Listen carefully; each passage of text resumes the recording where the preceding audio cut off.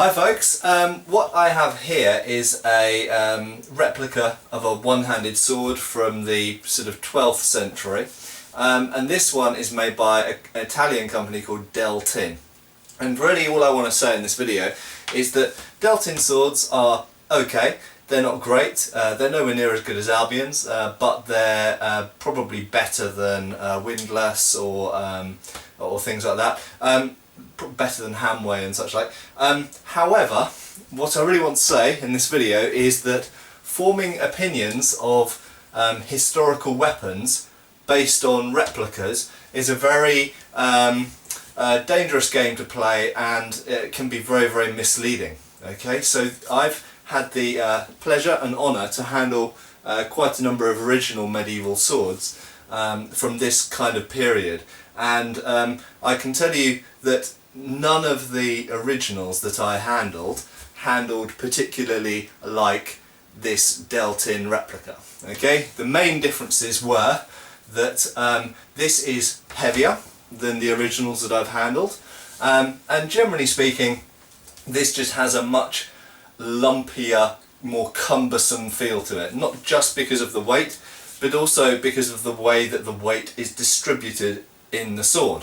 And that's actually a very important point. So how a sword feels in the hand is not simply a function of how heavy it is and where the point of balance lies. It's more complicated than that. Essentially, the way that it feels in your hand is dictated by the way that the weight is distributed throughout the weapon. So for example, a flat piece of steel, as is used in many modern replica swords, is very, very different from a historically made blade, which is, for example, very thick at the base of the blade here at the fort, and very thin at the end of the blade, the foible, up here.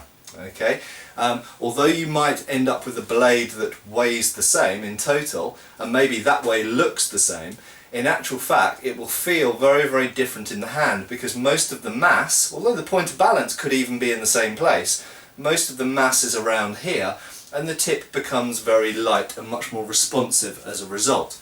So, in short, do not form strong opinions about historical weapons based purely on replicas of historical weapons, because in many cases, in most cases unfortunately, replicas are not a fantastic representation of the original weapons that they're modelled on.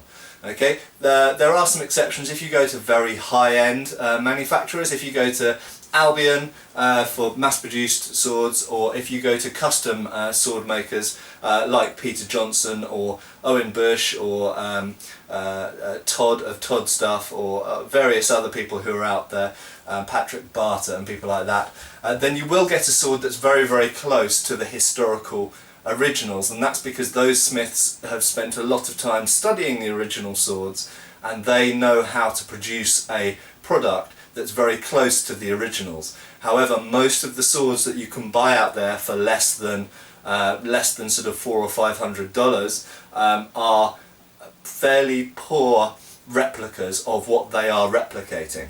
Okay, so it goes just the same for European swords as Japanese swords or Chinese swords or so on and so forth. Okay, so please people, don't pick up something like this Deltin replica and make really strong opinions about this type of sword, the original ones, based on this replica, because you will be quite wrong. Okay, thank you.